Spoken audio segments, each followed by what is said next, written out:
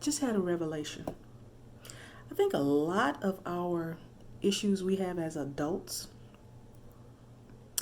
spawn from childhood traumas, things we've experienced in our childhood. And I say that because I'm reading, first let me back. I haven't been writing my Can-Am Spider because it is freaking hot here in Texas.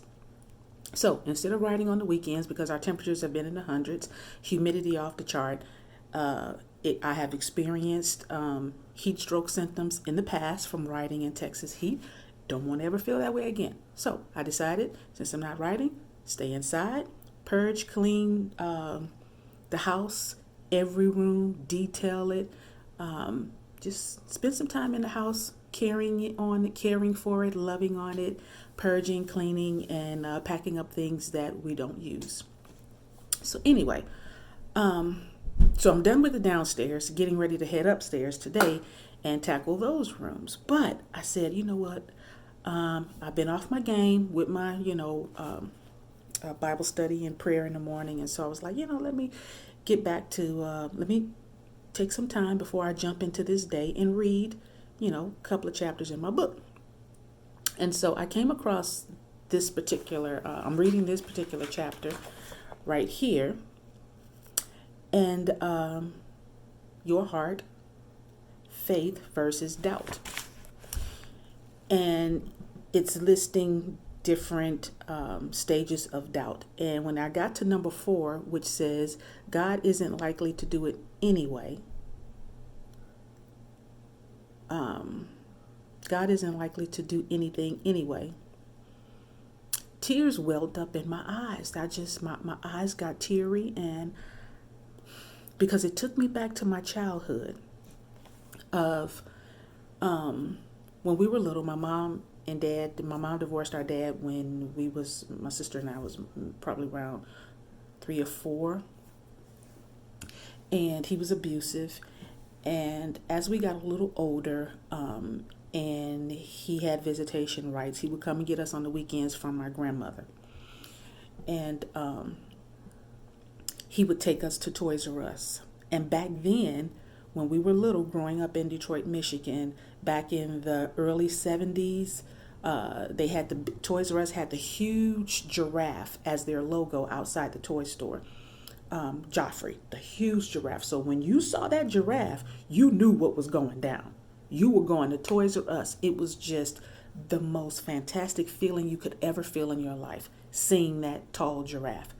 And so as little kids, sitting in the back of my father's car, we would see the Joffrey. We knew we was going to Toys R Us, and we knew as a child you were going to get some toys. Anyway, long story short, he would take us in there, get a basket, and let us pick out whatever we wanted. Child's dream, right? What child wouldn't want to go into Toys R Us and pick out what they want? And we would fill the basket up with all these things that we want. Oh my God. And we was just so excited and happy. Our dad is getting us all these things. And then he would make us put them all back. And I could never understand why he would do that. So I had to change locations real quick because the grandbaby's about to get up and he's going to want Grammy. But so he would take us into Toys R Us, and we would put all the toys in the basket, and then he would tell us to put them back. And I never could understand why he would do that. He would tell us to take us to Toys R Us, tell us to fill up the basket with all these things that we thought we were going to get, and then tell us to put it back. So after a couple of weekend visitations with him and him doing this, I kind of caught on to it. And when we would go through the store with him, my sister and I would go through the store with him, through Toys R Us with him on other visits, I would just pick things up, look at them, and then put them back. And he would say, "Do you like it? Do you want it?" And it's like, "No, I don't really like it." And as a child, I learned that coping mechanism like real quick. Okay, he did this to you 3 4 times. He's taking you back there again. So this time, don't want anything. And so, and I would tell my sister, okay, hey, I will see that big giraffe, like, hey, he's taking us to Toys R Us. When we go in here, don't put anything in the basket. Don't get a basket. Don't look at any toys. If you pick something up, put it back. This is and I'm thinking we're probably, at this time, I'm probably 5, my sister's 4. And so, this is what I'm having to do as a kid to learn this. And as I was reading that part in the book this morning, it took me back to that. And I guess that's why my eyes swelled up with tears, because I realized that sometimes, well, not sometimes, but most of the times when I go to God in prayer about a certain thing, I go to him with that mindset. Oh, you just like my daddy. You ain't gonna get it anyway. You gonna show me these things, and you gonna make me put it back. I'm not gonna see it. That kind of thing. And it just connected with me so much as to that's how I approach my prayer life with God sometimes, is that I approach him with that little girl mentality of, you're just going to show me these things and tell me to put it back anyway. And that's not our God. And I'm having to learn that daily, especially with the fact that he's blessed us with property, which was one of my dreams, our heart desire, which was to find some property to build our forever home on in the future. And God is already working all that out. What we thought was going to take 10 years is now 3 years. So that's a good thing. But even in that, I still find myself, when I think about the blessing of that and think about picking out our home and that whole process, which is going to be really wonderful for me to do. I love it, and I'm looking forward to it and excited about it. Toys R Us experience. But in the recesses of my mind back here, I still have that little girl mentality of,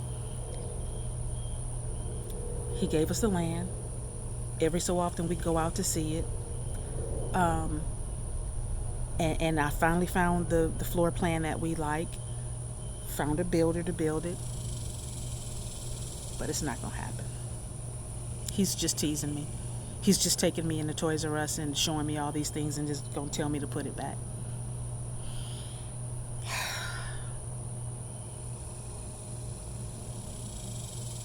Oh, ye of little faith.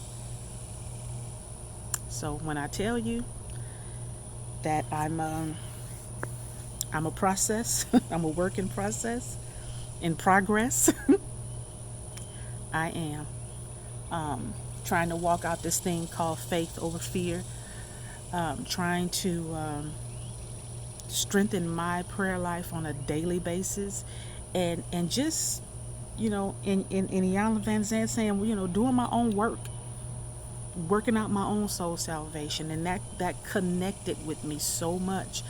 It's even connected with me on even how I approach my husband in certain things that we talk about, or I ask him about, or we agree upon getting. A lot of times when I go to him about a certain thing, I go to him with the mindset already that he ain't gonna want to do it. He ain't gonna want to get it. Nope.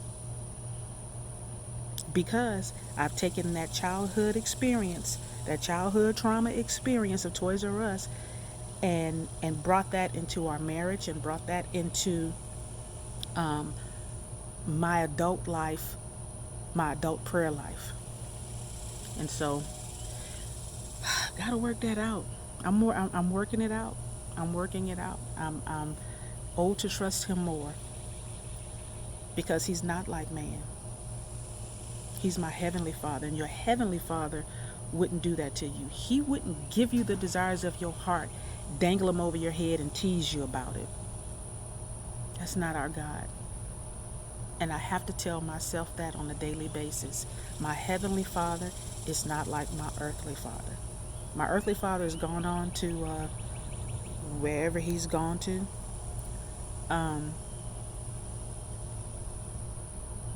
But as a 55-year-old woman of faith, I'm learning that to trust him more, and to understand the process of your heavenly father is not like your earthly father. Don't compare the two, because they are not the same. Because if God said it, he'll do it. If he gave it, it's yours. And so I'm looking forward to building our forever home. I'm looking forward to getting out there. So just want to encourage you with that revelation I had this morning. Childhood experiences bleeding over into adult life. Y'all have a good day. I love you guys. Happy Tuesday. Bye. And that's why I love you. And that's why I serve you.